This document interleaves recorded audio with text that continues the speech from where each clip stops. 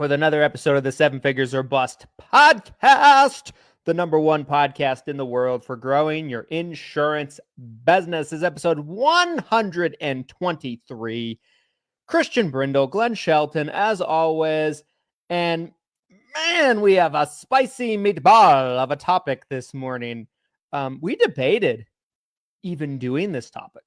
We're like, is this too much? Is it too much for us to talk about FMOs that, you know, they're rolling around in the mud? They're doing the dirty and not the fun dirty. They're doing the dirty dancing, if you will, with their agents. We're going to talk about this. This is a doozy of a topic, and controversy dripping almost like condensation on a drink. Right? You are muted, good sir, by the way. I cannot hear you.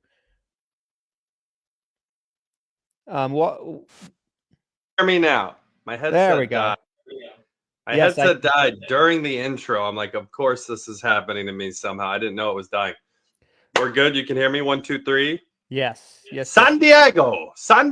Can you hear me? I love this city.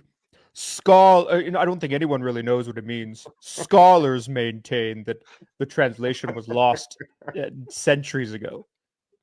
Doesn't it mean Saint Diego? Oh, no.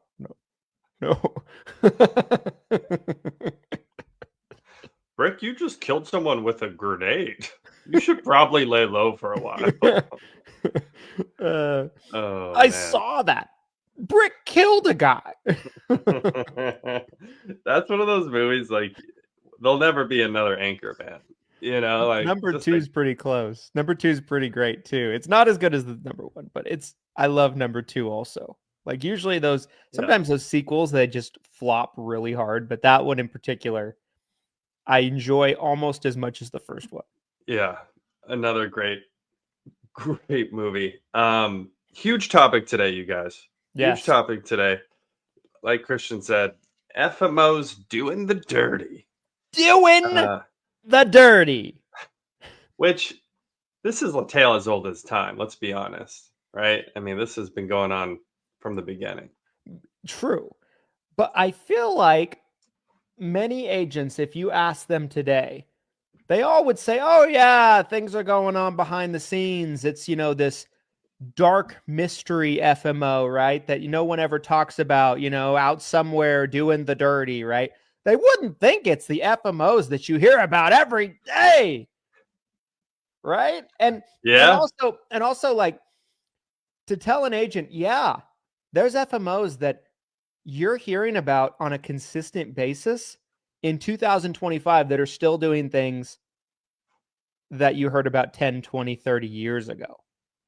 Dirty dancing. It reminds me, I don't want to get too deep into it yet because we're early in the pod here, but it reminds me a lot of our MLM conversation, because you have these people that are incentivized or making money with that FMO, and so they are like keeping the ruse up, or they're trying to keep the bad information away from the public, or my FMO would never do that. But the reality is, there's a lot more, I think, going on behind the scenes than anyone could possibly realize. I think that's part of what Christian's trying to say there. But before we get deeper into that topic. Yes. I know we have much to discuss. Yes. Well, did you see the news about the Halliburton injury? I had heard he had an injury that has been slowing him the last game or two, but I didn't hear any new developments out other than that. It was first quarter of game 5, this last game. It sounded like he did something weird, like diving for a ball, or I don't know.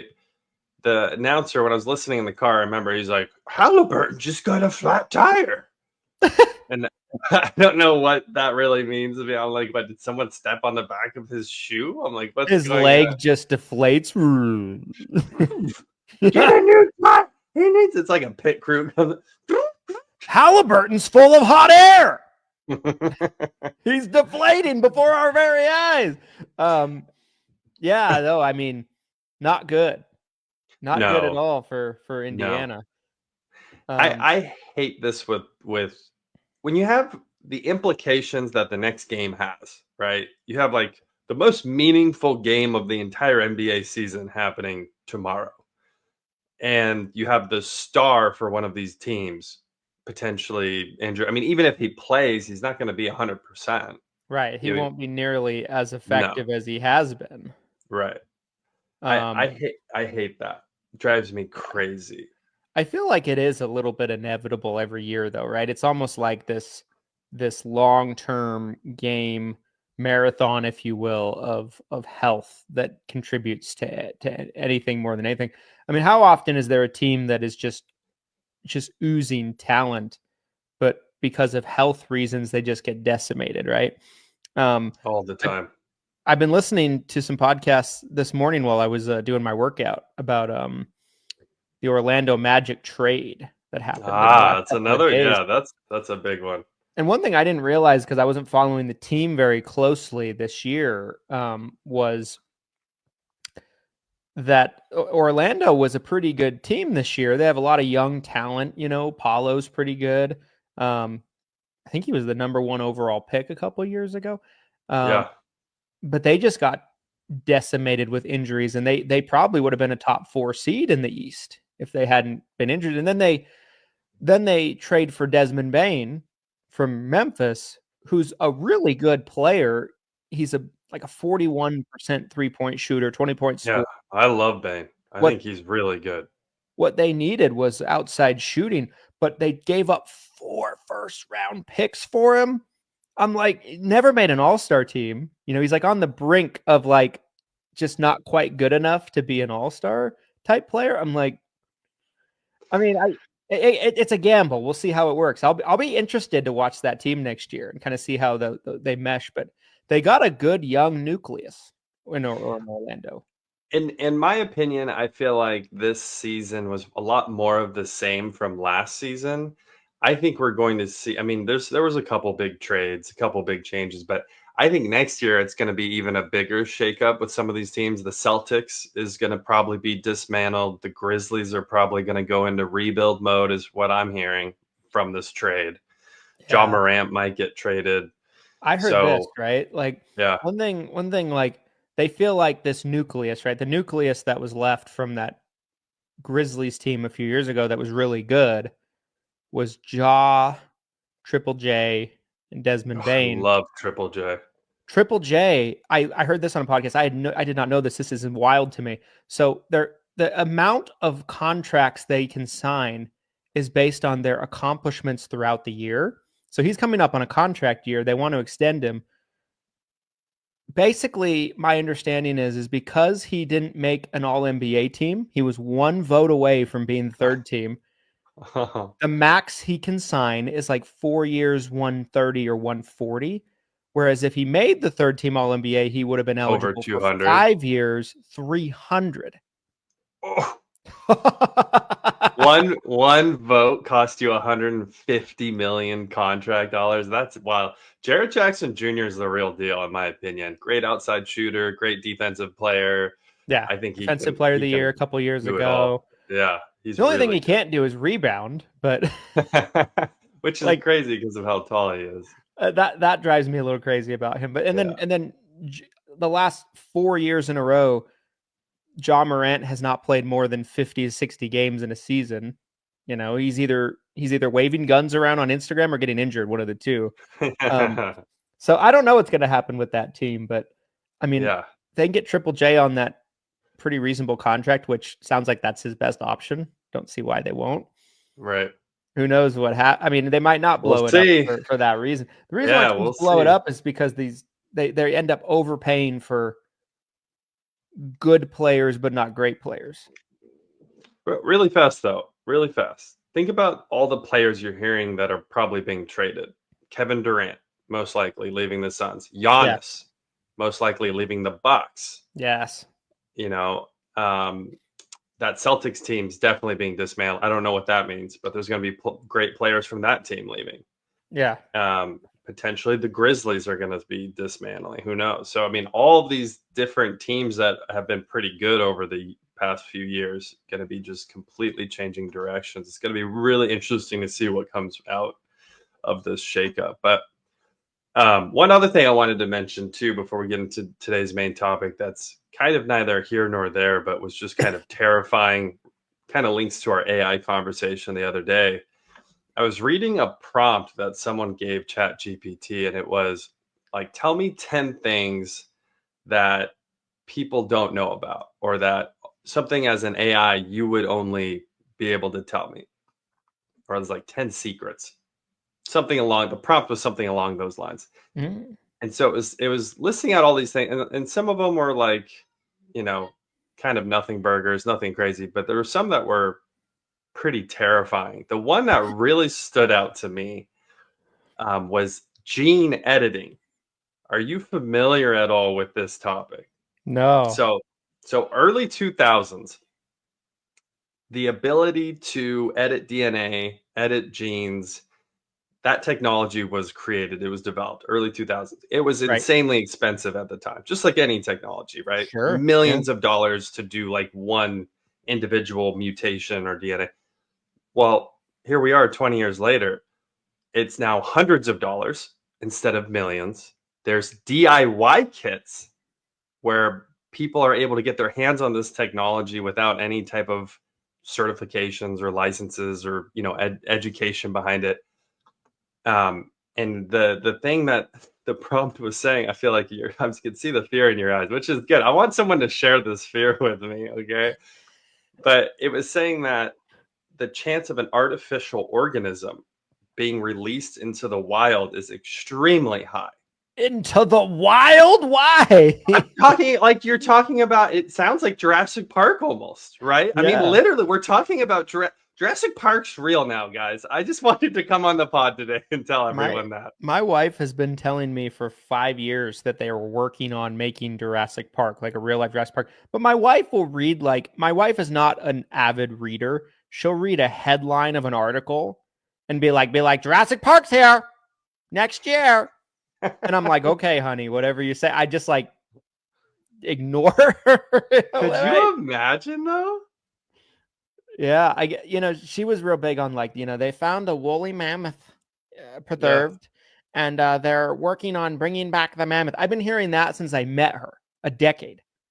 I'm like, where's the mammoth? Where's my mammoth? Where's my mammoth? I want a pet mammoth. It's Utah. You have a hockey team. Your hockey team's the Mammoths.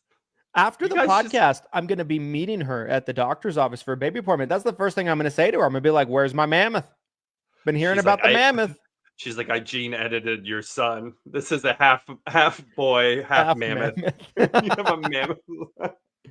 Well, that is terrifying, but I'm not. I guess I'm not super surprised, right? Because it's been coming. They've been experimenting with this technology since we were kids, like you said. And, I kind of looked at it like it was only a matter of time. We should probably at some point do an entire show on, is it ethical? Is it moral? Get into the details of that. But yeah, no, that's wild. That is a wild story. If you didn't see our AI episode, what was it? Monday? Just 2 days ago? Yes. Yeah, 2 days ago. 121. Check out that episode. We went pretty deep into a lot of this kind of new technology, with surrounding AI, not specifically gene editing, but I think it's all kind of part of a similar conversation. I want to get into today's sponsor. Yes. Episode 123 of the Seven Figures Robust podcast. Today's episode is supported by Lead Heroes, the #1 senior insurance lead provider. If you are an independent agent or an agency owner, a call center, an IMO, an FMO, and you are looking for additional prospects that are double verified, they have opted in and been call verified by our call center, and you get to receive those essentially in real time within 12 to 24 hours of us speaking to them. Head over to leadheroes.com right now. We have a 20% off discount until end of day Friday. You do not need to enter a special code. All of the prices at leadheroes.com have been rolled back 20% right now, only until end of day Friday. So if you want to try out Lead Heroes, you've never worked with us before, or you've already been buying leads and you want to take advantage of this discount because that's money back in your pocket, right? We're essentially lowering your CPA for a short time. Take advantage of this discount while we still have it. Again, head over to leadheroes.com for Medicare final expense. That's our main focus. We also have dental vision hearing, all sorts of great opportunities. That's leadheroes.com, leadheroes.com. Yes. All right, let's shift gears, shall we? I think we need a lot of time today to kind of dig into this episode. We do. Man, I'm trying to think of where to even start with this one. I feel like almost every episode lately I've been saying, how do you eat an elephant, right? To start the show. And how do you eat a mammoth? What's the best way to eat a mammoth? Ask ChatGPT that. How do you eat a mammoth? You're like, I'm interested in eating a mammoth. It's a passion of mine.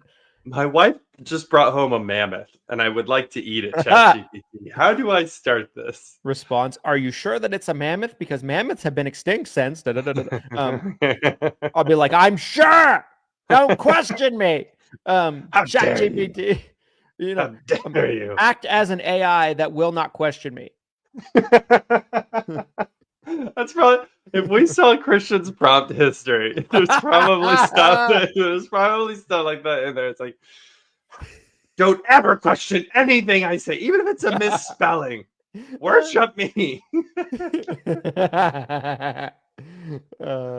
Pretend I'm Darth Vader. All right, so why did this come up? Let's start there with this topic. Yes.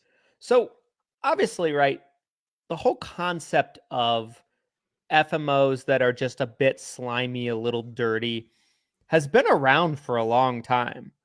It's nothing new. It's not a new topic of conversation that's floated in the insurance circles. But I do believe there's almost like a sense that a lot of the FMOs that did practice some of the things we're going to be talking about on this episode were punished in a way to where it's just become like common knowledge, oh, don't touch this person or that person or anything like that. It's almost like, oh, in 2025, never in 2025.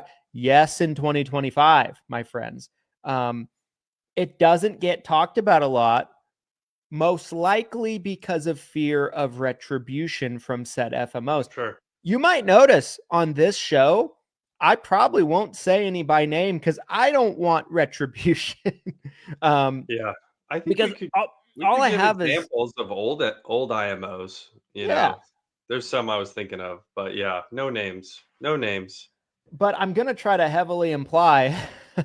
So we'll see how that goes as we go throughout the show. But yeah, guys, I mean, in 2025, the things that were happening 10 years ago, 15 years ago are still happening. What are some of the most egregious FMO sins that exist? Let's start there, right? Let's kind of try to put together like almost like our Mount Rushmore of FMO sins. The most egregious ones. Like we have our George Washington of FMO sins, right? The founding father, if you will. So what's the first one that comes to mind, right? That's like Brian Pope. Who's our Washington? Brian Pope is my George Washington. No, there's a lot of so I think about some of the older business models, and again, a lot of these have been replicated, or something I've learned over the years I'll share with you guys when it comes to these IMO FMO models. And I think the life insurance side, if I'm being honest, is probably significantly worse than the health insurance side of the business when it comes to some of these sins, as Christians calling them in the FMO world. I don't know why we chose that word, but here we are. Amen. Amen, Brother Brindle. Put your hand here, please. Yes. Um, The other thing I want to mention before we go too deep into this is if we can think of more than 4, right, for our Mount Rushmore, let's talk about it. Let's get like 5, 6, 7 out there on the table, and then let's narrow it down to a top 4. Top 4 worst things an FMO can do to screw over a downline agent. Yes. Okay. Yes. We set the table. I'm thinking about what I've experienced personally as an agent, and obviously this has to be in the top 4 in my opinion is getting screwed over with marketing. And I've seen it. This screw over can happen in several different ways. I've been a part of paying for leads, waiting for leads, being told leads are coming and they never come, and then being given excuses like, sorry, I know you paid per lead, but our response rate was so low that we don't have leads to give you. So not getting leads, being told leads are exclusive when they're not, and you're getting a shared lead. Yeah. Getting ridiculously overpriced leads from your FMO, because I've seen that where they're literally doubling or tripling what their cost. In my mind, a good FMO is co-oping or discounting or even taking a loss on marketing to help you, right? Depending on your situation, very dynamic. But the idea that your FMO is coming to you with a triple marked up lead, hey, $75, $80 for this direct mail lead that cost us $20. I've seen it. Sure. Yeah. That's a good one, right? So if we were going to categorize that, it would be selling old leads, non-exclusive leads, right? Just for anything like that, right? Screwing over their downline with leads. Maybe that's how we categorize that one. To me, another one would be, I think we go, you say one, I say one until we get a pretty good list here, and then we can kind of narrow it down. Yeah. To me, another one would be, trying to think of the most egregious thing. I don't know if it's the most egregious, but it is on my mind, so I'll just say it. Having a no release policy. Yeah. Not releasing people. Again, I don't know if it makes the Mount Rushmore, but I think it belongs in the conversation, right? Not releasing, right? So I will preface my comments by saying, right, as an FMO, I see things from both sides at times. There is good reasons for an FMO not to release you. Like one example would be like, let's say they gave you some co-op money. Yep. And you take it, you don't write any business, and you want to release like in a couple weeks later, even 6 months later, right? They give you, let's say, $3,000 of co-op money. You do 0 apps. You're just like, thanks, that paid my mortgage this month.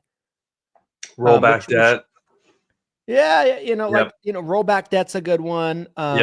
If you are an LOA, they don't really have to release. I mean, not to say they never have to release you, but it's pretty industry standard that many situations with LOAs, they don't get released. That might be number one, is FMOs who won't release agents who haven't done anything wrong. That might be number one. Yeah. I don't know. We'll see. We're gonna brawl about it. We're gonna brawl about it. I'm jumping the gun. I'm sorry. We're gonna brawl about it because we gotta narrow this down here. We're gonna brawl about it. Your word choice is killing me today. Thanks, Alpha Brain. We're sitting and then we're gonna brawl about it. Okay, so that's 2. What's your number 3? What's the next one that comes to mind? So this is one that came up recently that we were discussing yesterday, is recruiting agents or downlines or agencies away from you. And this is not that was my next one I was going to say for sure. So our minds you took it right away from me. Yes. My 4th pick of the draft is off the board. Bang. This is a big one. This is a huge one. So for those of you that don't understand, and we're seeing FMOs, what I'm hearing from some of their top agencies, a couple different instances now, there's one in particular that you guys might hear their name every day. that they are doing this blatantly and they don't give a rat's ass about it from all intents and purposes. Their name is reminiscent of a flickering flame. I'll tell you that much. Ooh, that's pretty good. That's pretty good. No, but I'm hearing this. I'm hearing that like their agencies that work with them, right? Their bigger agencies are typically going to have agencies underneath them, agents of their own, right? It's it's like almost like an unwritten rule, similar to releases. Releases is kind of like this unwritten rule at this point to where if an agent's done nothing to deserve not getting a release, they should be released. No questions asked. Yep. It doesn't matter if you like it as an upline. It doesn't matter where they want to go. That's just good business. Yep. And it's almost so an unwritten rule that you don't cannibalize your own agencies when you're an FMO. Like what I mean by this is, let's say, there's FMO, there's upline, just call them upline underneath them. Then that upline has agents underneath them. The FMO is going around this middle upline here, going directly to the agents underneath and recruiting them out direct to the FMO. Like, you have to be a low piece of shit to do something like that as an FMO. And do you want to be competing with your FMO? Yeah, that's insane. They're supposed to be helping grow your business, not your competitor. There is a moral conversation to be had, right? And yes, I've always said, if your FMO is doing or would do any of these things, how can you trust that they will work with you in a moral way and a good partnership way in any regard, right? They have no morals, they have no ethics as far as I'm concerned. Trust is massive with uplines and FMOs. That's a really bad one, and one that I just didn't think we'd see in 2025. But we're hearing it. I'm hearing it a lot from one group. Well, another thing I was going to mention on this topic too is there's a really big IMO FMO who recently got purchased, who was notorious for doing this. Yeah. And again, you can kind of read between the lines. You might know who I'm talking about. So it happens all the time. This is a very common flagrant foul, not a sin, but a foul. Technical foul is what I would call. That's my name. Can fouls be so hard fouls that they are sins? That they're like assaults? Imagine an NBA rep. That's a sin. Sin on Chet Holmgren. You have to leave the game and go repent right now. That's how bad that was. And both teams have their priest on the sideline. Okay, I'm gonna let you take that one since it was technically yours, and I have another one. No. You can have that one. You can have it. It doesn't matter to me. It doesn't matter to me. Like it's all fair in love and war. Okay, we're brawling. We're brawling here. If you do want to throw out another one for number 4 that's on your mind, I have another one. Another one. This is a big one for me that I've seen a lot, and this is verbal deals or agreements that never get written, and then they go back. I'll give you a common example of this is commission levels. I've seen it where, especially on the life side, where they'll say, yeah, I'm going to put you at this commission level and you can come, be in our downline. Well, they're recruiting them, right? They're recruiting them. They say, and then it's like, hey, can I get that in writing? Can you send that an email? Oh, I can't for my own privacy, because I don't want my competitors seeing that we're offering this. This needs to be kind of kept secret. And they won't put it in writing. And then a lot of times an agent might not even check. They might not even call the carrier to see what their levels are. That's the game they're playing. They're hoping that they can tell you one level, put you at a lower level, and then they're making more net commission as an override on you as an agent. And all you have to do is call the carrier to double check what your actual level is once they contract you. So basically, we can categorize this one as we're number 5 or 4. This is 4? I think this is 4 because I stole number 3 from you. Well, stealing. I didn't say it yet. But so number 4, I think we could categorize this as verbally promising something and then reneging on that verbal promise. Yes. Yep. That's a big one. For number 5, I have one that's kind of similar. Lying about contract levels. Yeah. That's I mean, the most egregious one I've seen in the Medicare space is the old 5 agent requirement for a GA contract. Yeah. You need 5 agents that are under you, contracted, ready to go to have a GA contract, which is just blatantly false. And it has been for a very, very long time now, probably at least 10 years, at least. For those of you that don't know what I mean, a GA contract on the med sup side means a totally different thing than a GA contract on the Medicare Advantage side. A GA contract on the med sup side simply means that you are an independent agent.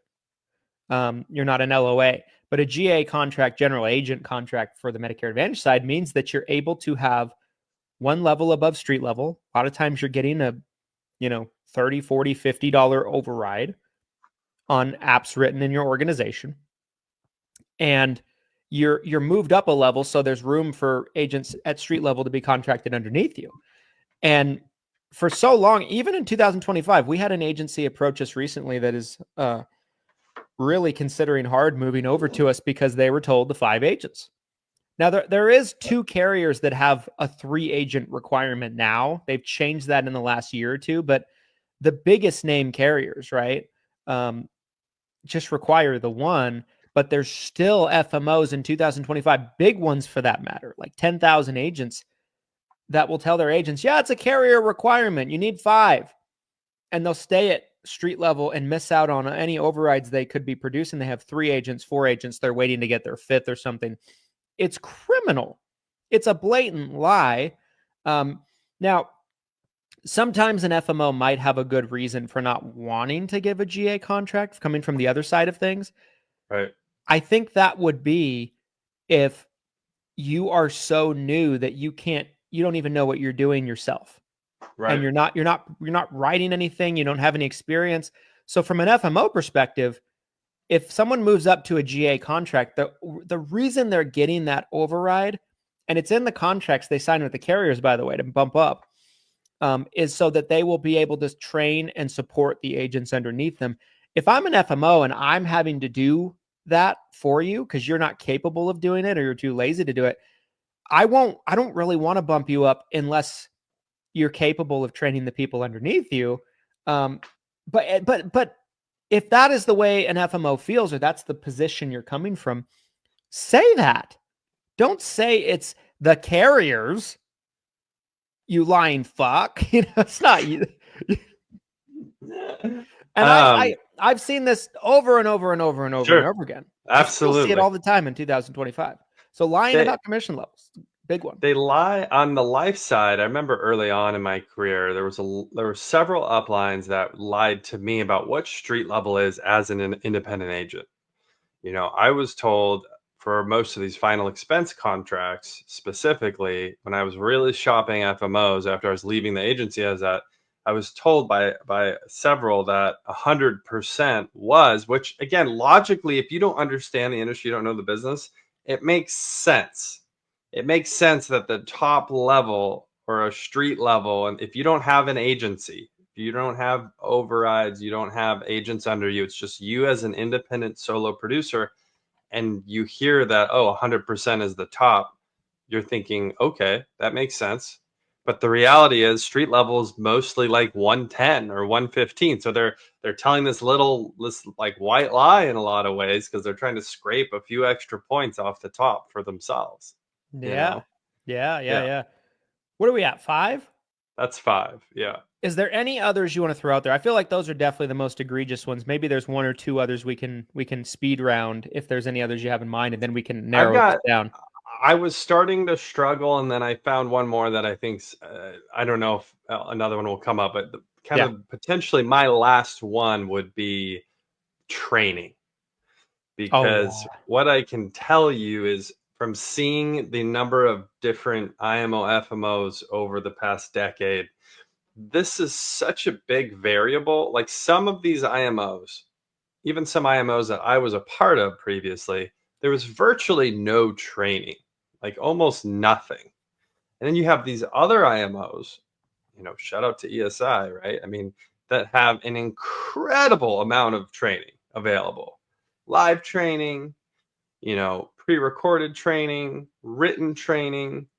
That is one that I think is an egregious sin.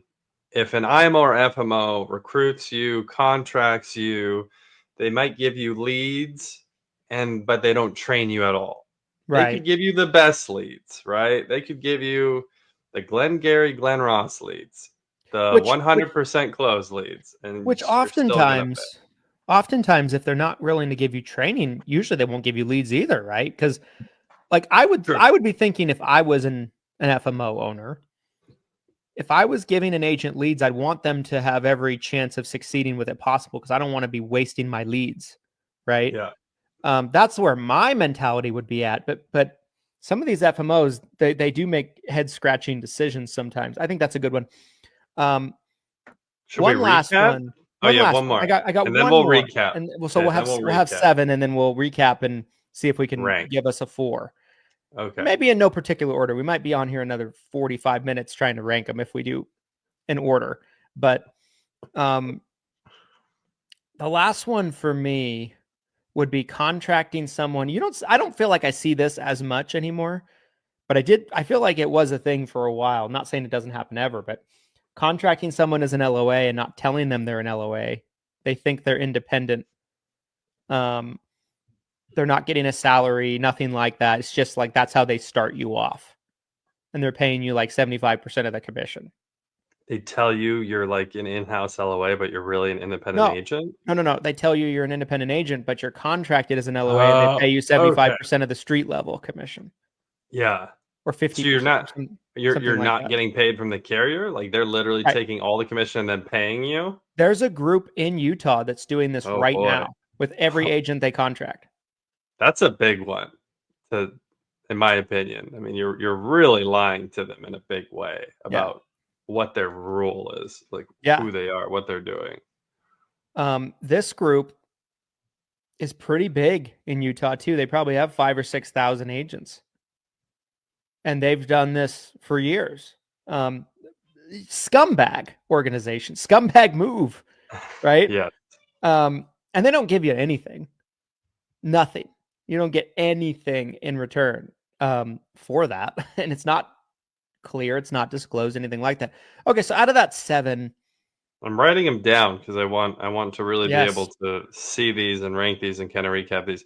So, stealing downline. Okay, so I'll tell you what I think I'm missing one. So we'll go through this list. So training, lying about contract levels, lying about being an LOA versus independent agent, leads, just screwing you over on leads, whatever that looks like. There could be 10 different ways.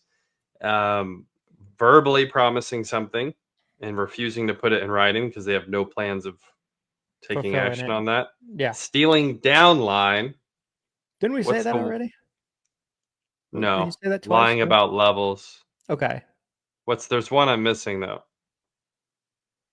Contracting as an LOA when you're not supposed to be independent. You got that one? I got that one. Not releasing? Nailed it. I was about to say, maybe someone smarter than us is on the stream could tell us what we said. We need a note taker. We need a note taker. Yeah, we need AI. Get in here, AI. Arguably number 1 on the list for me, and I forgot it. Arguably number 1 on the list. So that is number 7. So we have them all. I've got them written down. Okay. Why don't we start opposite? Let's start opposite. What do you think is the least egregious? What's the one on here when you're like, okay, like that sucks, but not the worst? They're all bad. I would say probably verbal promises, depending on what it is. That can be a whole spectrum of that can be like a small thing to a huge thing. But if I had to pick one that was like the least egregious, maybe that one. I'll tell you the biggest one in that category that I've ever experienced. One of the early IMOs that I used to work with promised a smaller IMO that if he merged, he would get partial ownership on the company overall. And it was all done verbally on a handshake. Dudes drinking beers, just, and nothing ever got put in writing. He just swept the entire IMO's downline into his own downline and then refused to give this person any type of ownership or anything because it was all verbal. It was all a handshake. That was the big one early on in my career when I was like, I need to make sure everything's in writing because that's $1 million mistake easily. That one I feel like is hard to rank because it could be any variety of a spectrum. What would you think is the last place one? Man, it's tough because these are really all very bad. This is what I think, just off the top of my head. I think the most egregious ones in no particular order, if I had to give you a Mount Rushmore, is, and again, in no particular order, not saying this first one I'm going to say is Washington. George. I think we can agree not releasing is in there. Yeah. I think that one's unanimous. I think recruiting your downline's downline. I think contracting at LOA and telling you you're not, telling you you're independent, for me is probably in there. And then I think lying about contract levels. So what didn't make your Mount Rushmore was training, leads, and verbal agreements. Which is very hard. I think you could make an argument for any of these. Sure. These are all bad. Here's part of the problem with this list too, as I'm looking at it, is some of this stuff isn't applicable to other agents. So like stealing downline, there's agencies out there that don't have a downline. They don't recruit. Yeah. They're just a big internal agency. They have their own LOA agents in-house, or maybe you're an independent producer. You don't even have LOAs. So it's like, as a truly independent agent, stealing downline doesn't affect you at all. Right. It doesn't impact as many people. Right. But everything else as an independent agent, I think is pretty applicable. I think, so my top four, I might just swap one on this list. So not releasing has to be up there. I mean, you're talking about something that directly affects your ability to produce, right? If you refuse, you're like, I'm not working with you anymore. This isn't working out. I need to go here. And they refuse to release you. Arguably number one. The leads one's near and dear to my heart because I got screwed over. And I think, again, lifeblood of this business as an agent, I think that's got to be top four. I don't know if that's actually number two, but I think it's top four. Lying about contract levels has to be on there. And that's such a big one. It's such a big one. And then stealing downline, even though it's not applicable to everyone, I think that'd probably be number four for me. Yeah. So the only difference, the lead ones. Yeah. Which and got rid of I got rid of the LOA Indy. Yeah. I think those two are pretty applicable. Yeah. Yeah. And again, right, all of these are horrible. You could do a 2-hour podcast and make an argument for any of these being number one. For sure. But they're definitely like the greatest hits of FMOs railroading their agents. And there's a lot of, you mentioned this already, but with some of these, there's a lot of variability.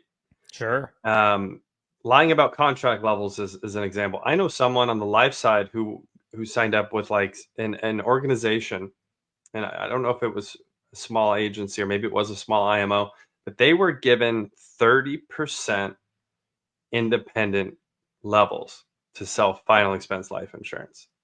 30%. And they were told that was essentially street. Right? I mean, that's insane. You're working for the IMO at that point, right? That's essentially the equivalent of contracting people on the Medicare side as LOA and telling them they're independent. That's a similar, totally. That's in the same family. Totally. They're distant cousins. They get together on Thanksgiving. Yep. They break bread. They hang out together. But then you have the opposite of that where it's like someone is getting 5% less than they promised.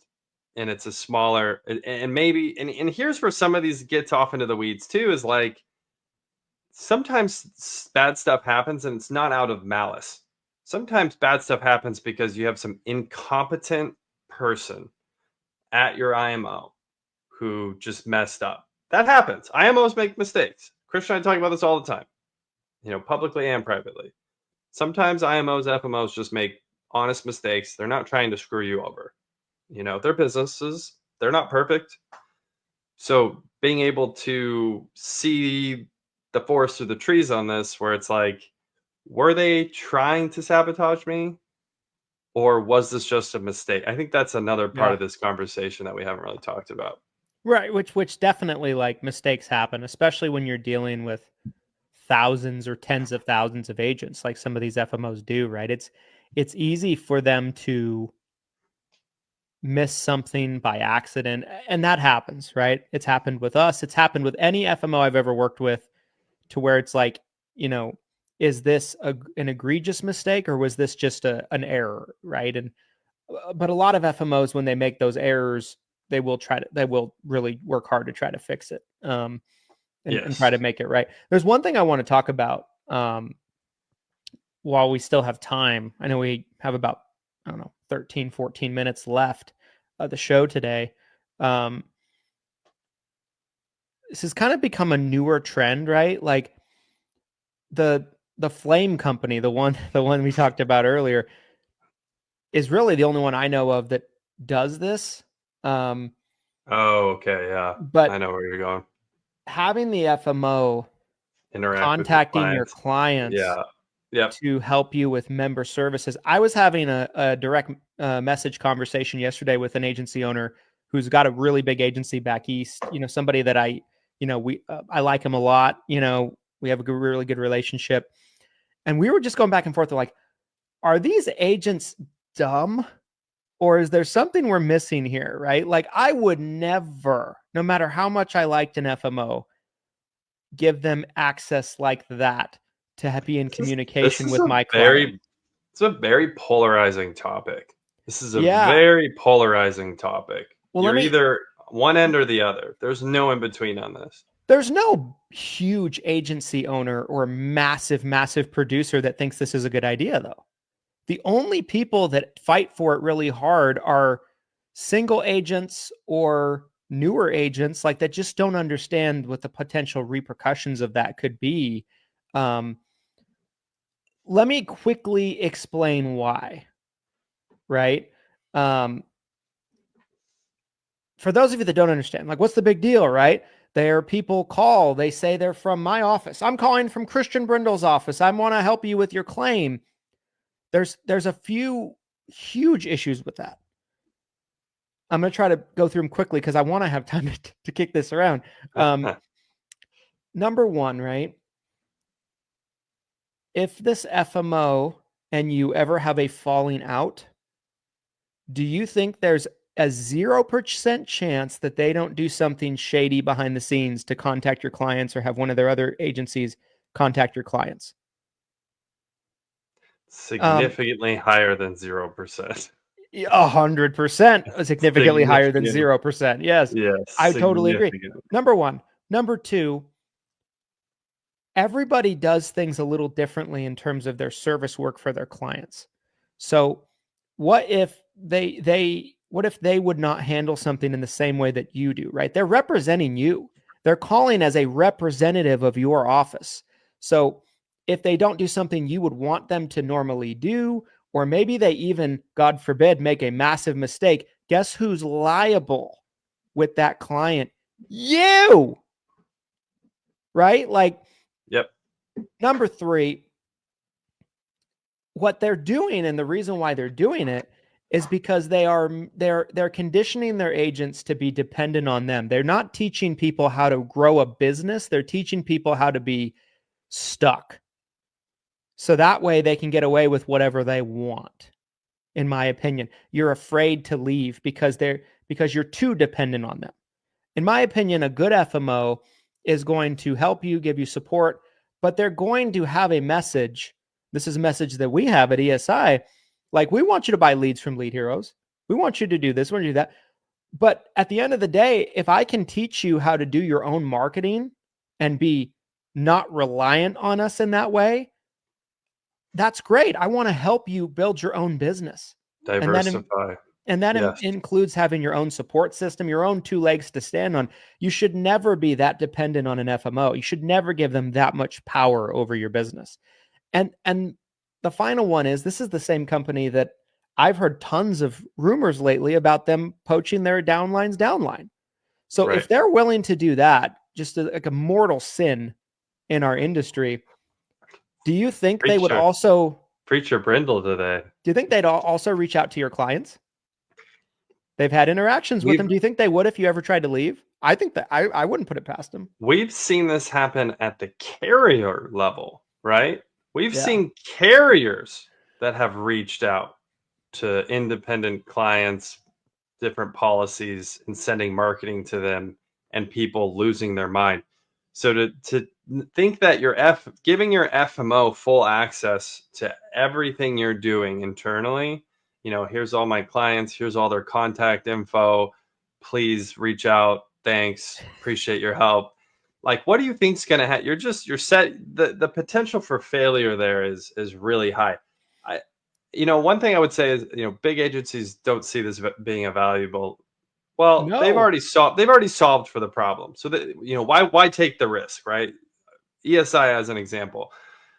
If our FMO was like, hey, we want to contact all your clients, it's like, we don't need you to do that. We're already doing that thing. We talk to our clients all the time. We don't need you to do that. I don't care if you saved me 6 figures in payroll. No. The answer is no.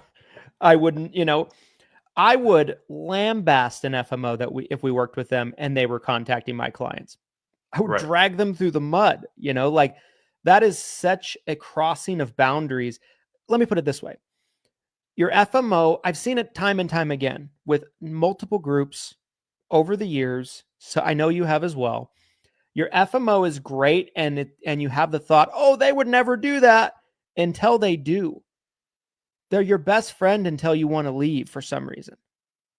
Something happens, right? Like, and then they turn ugly, right? Yeah. Like, oh yeah, seen it a lot. I've seen it a lot. Now, mind you, there is a difference there too, though, between like consenting to have your clients contacted and not consenting, and your clients are being contacted, right? The entity that we've been talking about, most of these agents are consenting, and that's the wild part, right? Right. That's the wild part, is why would you consent to this, even if it's saving you money, like Christian said? Because again, you're setting yourself up for potential failure. If you're really early on in your career, I can see the draw, right? You're a brand new agent, you have no staff, you have no technology or tools in place to manage your clients. If you were 3 months, 0 to 3 months into the industry, I can understand the draw of why you would want to do this, because the idea of trying to do this while you're trying to figure out everything else must seem overwhelming. Outside of that, though, I don't understand why an agent would sign up for a service like that with their IMO or FMO.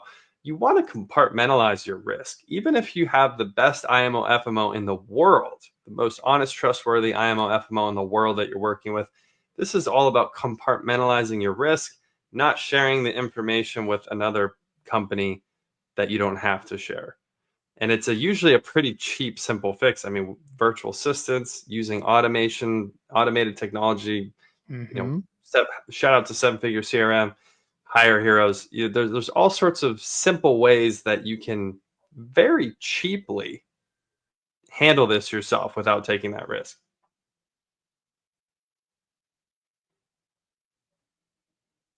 You're muted, sir. Sorry. Okay. No, I completely agree, and I think that's a great point. To me, it's just, you have a group. I don't care if there was no floating allegations out there about doing, anything dirty. This group in particular is so interesting to me because they're not from our industry, right? They're like very much, from everything I can tell, private equity backed. So they're not from our industry. They don't understand industry standards. And that's when you really get burned, right? It's just not something that should be going on. But again, with some of these allegations I've heard, if these things are even a percentage of true, and I've heard it from multiple different sources at this point, I would not put it past them to, if I tried to leave, them, going like this, handing a list to someone, be like, here's Christian Brindle's clients, reach out to him. Let's churn his book. Fuck him, Yeah. Yeah. I've seen it. Regardless if you think a group would do that, the point is you're putting yourself in a position where you're giving them the ability to do that. You're creating liability. Correct. I've seen that happen firsthand at other IMOs and FMOs, where an agent leaves, they're very upset about it, and they do go after the agent's book. I have seen that happen. So why open yourself up to that liability if you don't have to? It doesn't, if you don't have to, it doesn't make sense, Yeah. I don't know, man. I mean, I think that a lot of agents are not seeing the forest through the trees with a lot of this stuff. And I would think very carefully about this. If you're seeing any signs of any of this that we've talked about with your FMO, to me, red flag, man. Red flag. So this I'm looking at our list again right now. Technically, we did not have down your IMO or FMO contacting your clients or trying to roll your clients. Yeah, where would that be on this 7? You add that to the list. I think at the very least, I don't know how you bump off any of the 4 that we had, but at the very least, you got to build another head. Whoever you think is that 5th head on Mount Rushmore, if they expanded it, got to put it. Yeah. Got to find a way to crowbar it in there in a sense. An FMO trying to roll your own book is, that is like, that's we've seen it before.